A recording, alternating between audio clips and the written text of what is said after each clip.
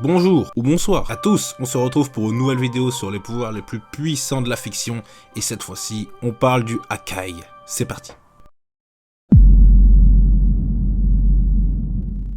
Le Hakai est une technique connue de tous les dieux de la destruction. Elle est apparue pour la première fois lors de l'épisode 59 de l'anime Dragon Ball Super, ainsi que dans le chapitre 19 du manga. Elle fut utilisée face à plusieurs personnes, dont Zamasu.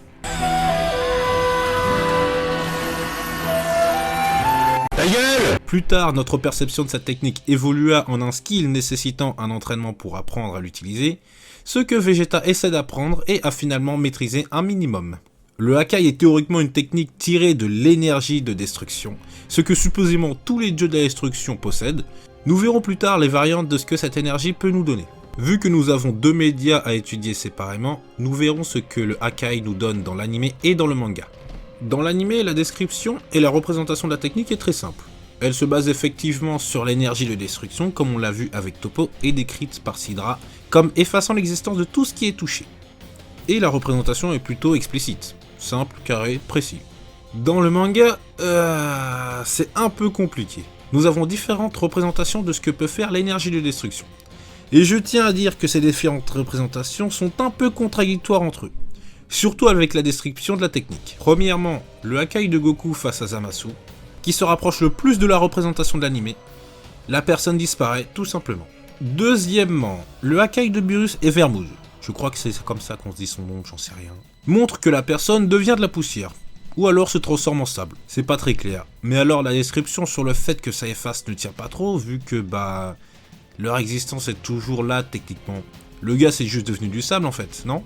Troisièmement, l'énergie de destruction est confirmée comme détruisant les choses au néant, effaçant leur existence. Oh, c'est cool. Seulement, on a une histoire d'explosion de matière lorsqu'ils font ça. Ah, je conçois que Toyotaro est terrible pour les mises en scène, mais là... c'est de la merde. En conclusion, l'énergie de destruction devrait aussi effacer l'existence. Beerus et Sidra nous ont bien donné la description de ce qu'accomplit l'énergie de destruction.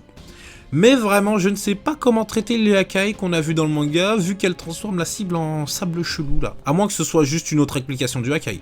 Mais dans tous les cas, Beerus nous donne aussi la description dans le manga, comme quoi ça efface l'existence et que ça rend les choses au néant. Donc je pense que ça devra aussi le faire dans le manga, malgré la mise en scène d'une qualité exceptionnelle, bien évidemment. Les autres applications qu'on a du pouvoir de destruction ont été vues dans l'anime, avec Toppo s'entourant de l'énergie de destruction, effaçant tout ce qu'il touche.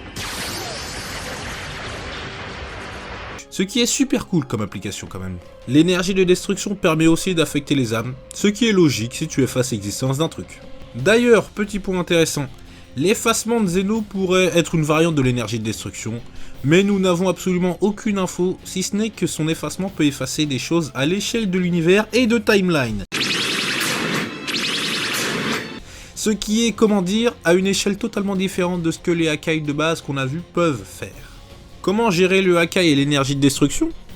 Question assez simple, dans l'anime, il suffit d'être plus fort que l'utilisateur du Hakai pour ne pas subir les effets, comme nous l'a montré Vegeta face à Toppo. D'ailleurs, il semble que l'énergie de destruction blesse premièrement au lieu d'effacer tout simplement comme on l'a vu avec Frieza. Donc être assez fort devrait vous empêcher d'être juste effacé directement.